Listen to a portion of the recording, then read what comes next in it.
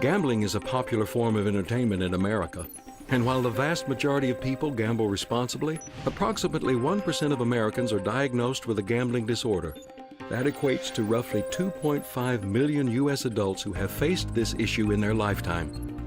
So what exactly is a gambling disorder? And why do some people struggle with it while others do not?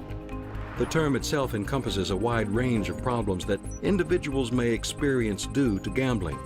And although a gambling disorder isn't as detectable as other addictions, such as drug or alcohol abuse, there are a number of signs that point to a potential problem. Some of these include an obvious preoccupation with gambling, lying to family and friends, and using gambling as a way to escape other problems. So what do we know about the types of people more likely to develop a gambling disorder? Men are more likely to gamble and start gambling at an earlier age than women, but gender isn't a determining factor for developing a gambling addiction. And between 2 to 7% of young people experience some form of gambling problem.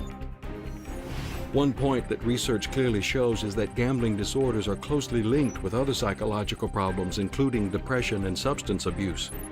We also know that, over time, proximity to casinos does not impact the prevalence of gambling disorders. In fact, over the past 20 years, the prevalence rate of gambling disorders has remained steady at 1%, despite a significant expansion of commercial casinos and gambling opportunities throughout the U.S.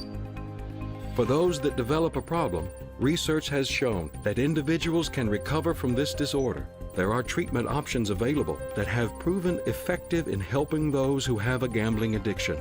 Our understanding of these facts comes from almost 20 years of scientific research. Since 1996, more than $25 million has been committed to the National Center for Responsible Gaming to fund innovative research that increases our knowledge of gambling disorders and finds effective treatment methods.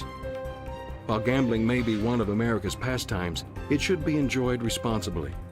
For more information about gambling disorders and ways to find help, visit ncrg.org.